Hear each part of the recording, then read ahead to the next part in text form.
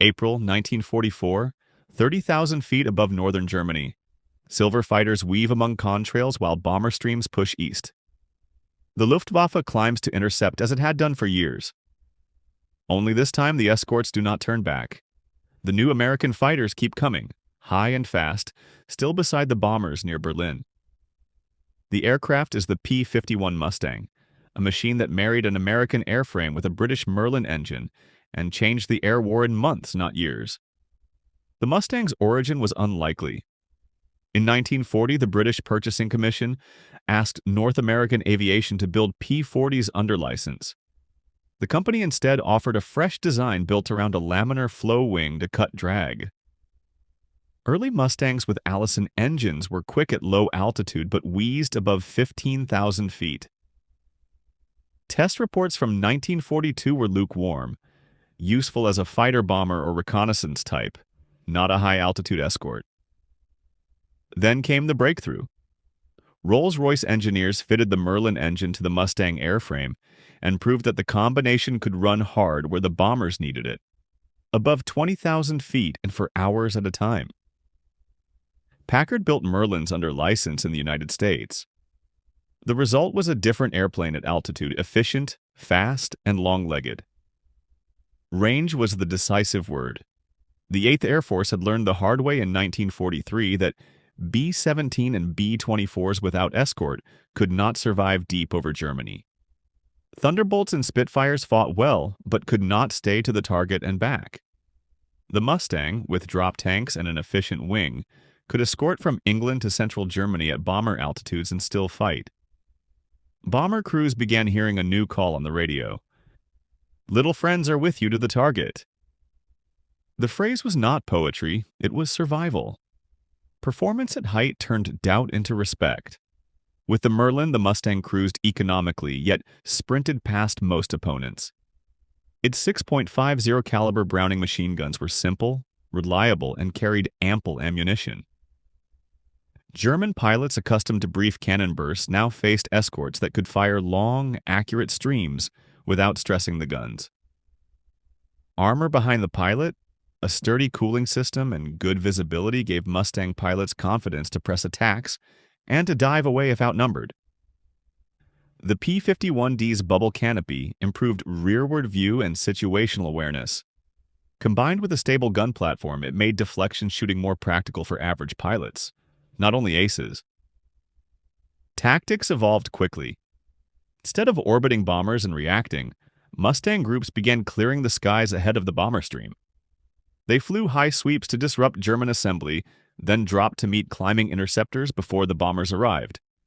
This offensive escort turned interception into a running defensive fight for the Luftwaffe. When German controllers tried to mass units for a concentrated strike, Mustangs attacked the rendezvous points. When interceptors reverted to small hit-and-run attacks, Mustangs chased them down in 2s and 4s, regrouped, and returned to the bombers with fuel still in hand. A single pilot's action made headlines and shifted morale.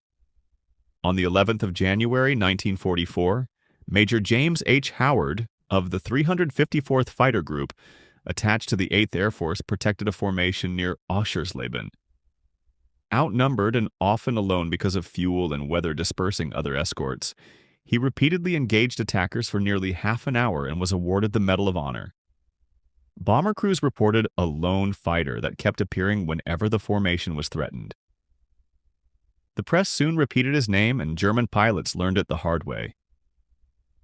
The point was larger than one hero. The new escort could be there for the entire mission, again and again. Production matched ambition.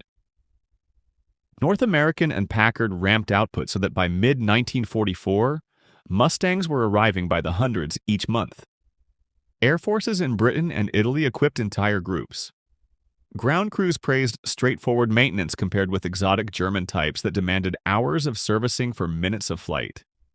The Mustang's cost was not trivial, but the logistics chain behind it, fuel, parts, ammunition, reflected the depth of Allied industry. Fighter command could rotate squadrons, replace losses quickly, and keep pressure constant. Luftwaffe veterans acknowledged the shift. Through 1943, Germany had fielded superb fighters and expert leaders, but attrition, fuel shortages, and the demand to defend every sector-thinned experience. New pilots arrived with fewer hours than their opponents, often without instrument practice at high altitude. Against that backdrop, the Mustang's endurance was deadly. It could loiter, wait for mistakes, and attack from altitude with energy to spare. Pilots like Günter Rall and Adolf Galland later wrote that the combination of range, speed, and plentiful pilots was decisive. Numbers tell the same story without adjectives. By war's end, more than 15,000 Mustangs had been built. In European air combat, they scored thousands of victories while enabling a bombing campaign that tore at fuel plants, transport nodes, and aircraft production.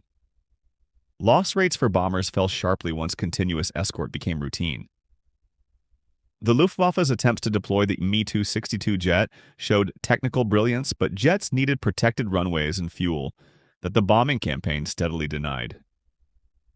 Mustangs watched the jet bases, attacked during the vulnerable takeoff and landing phases, and kept the bomber stream moving.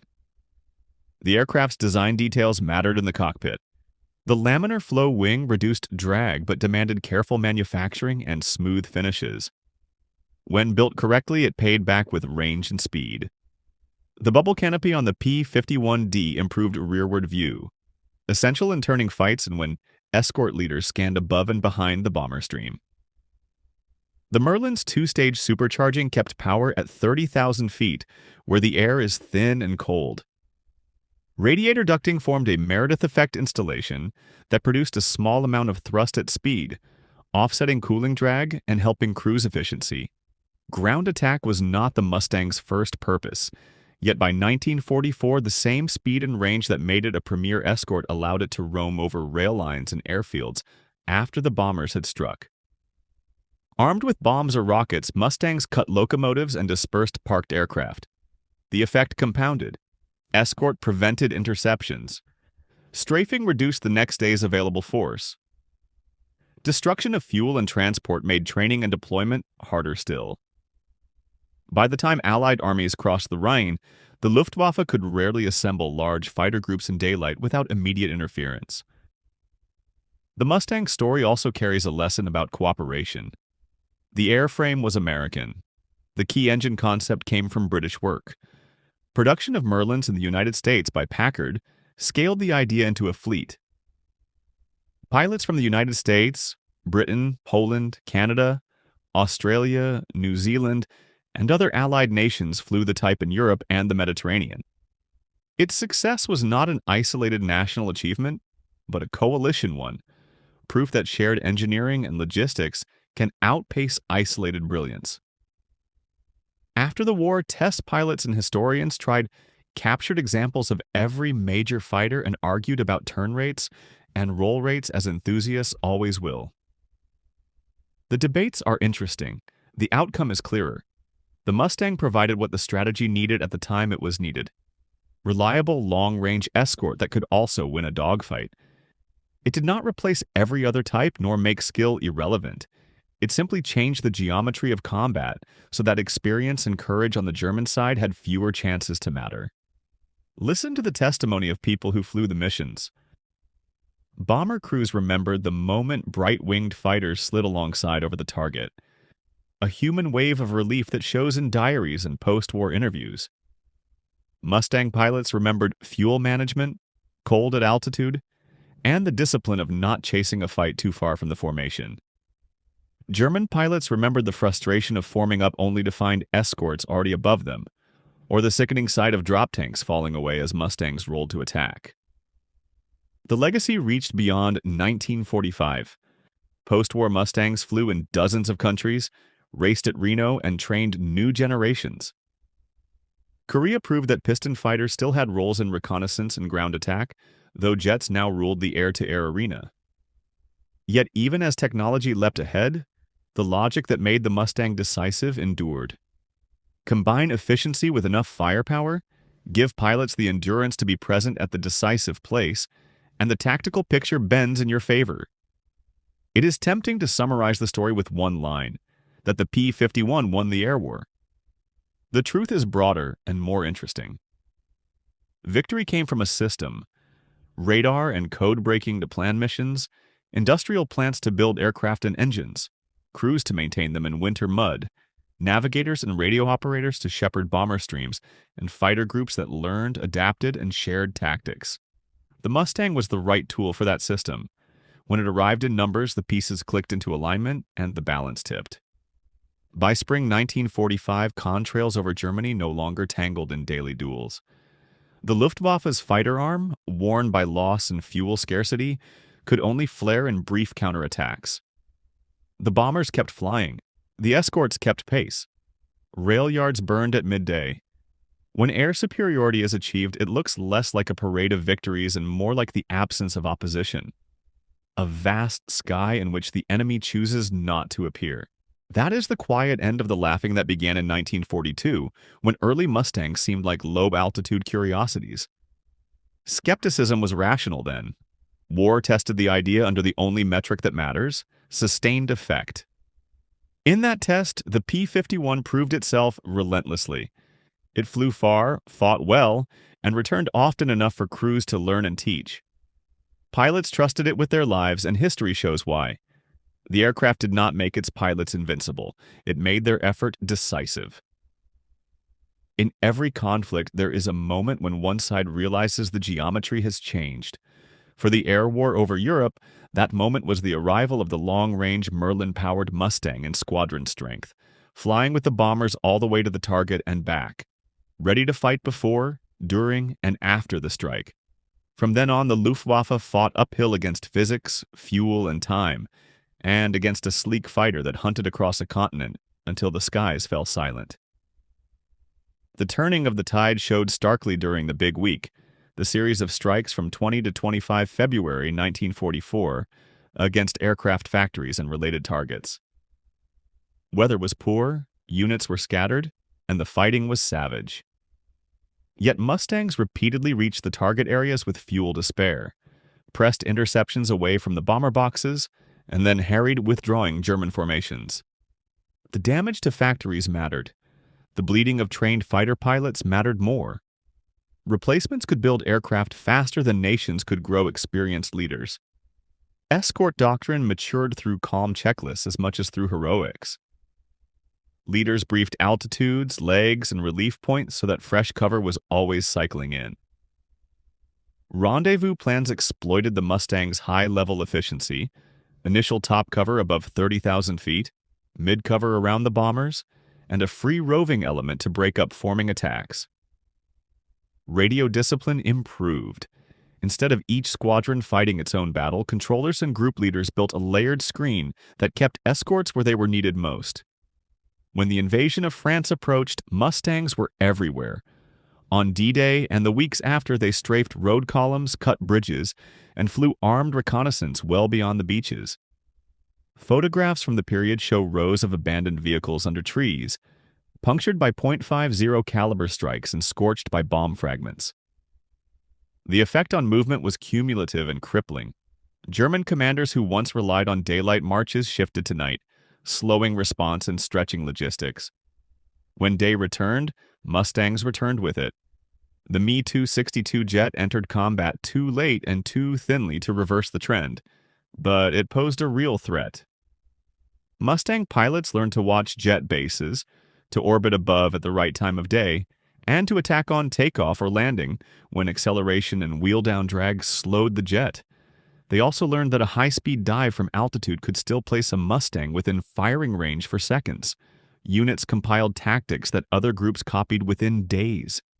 A speed of learning that reflected healthy training pipelines. Statistics from 1944 into 1945 are dry but instructive.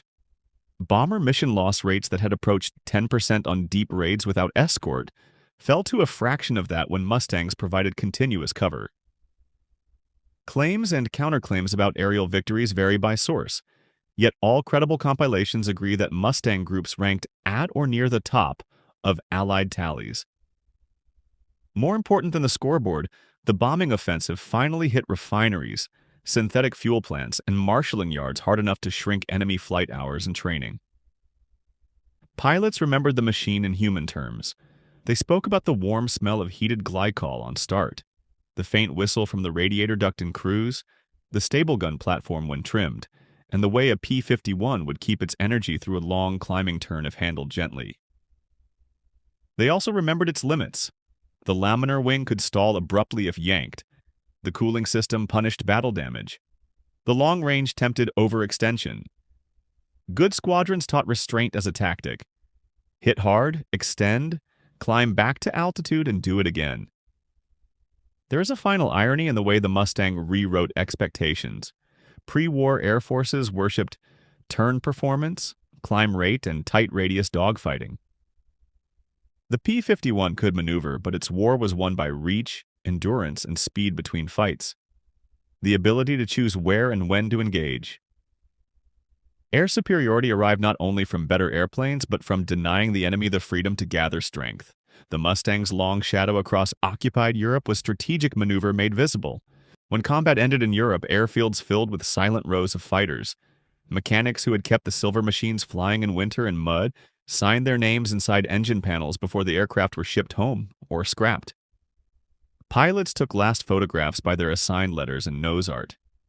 Many of them were barely 20 years old. In later decades, restored P-51s carried veterans again, this time over quiet fields.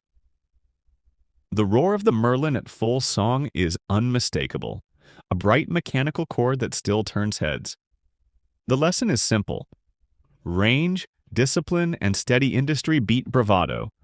History remembers what worked,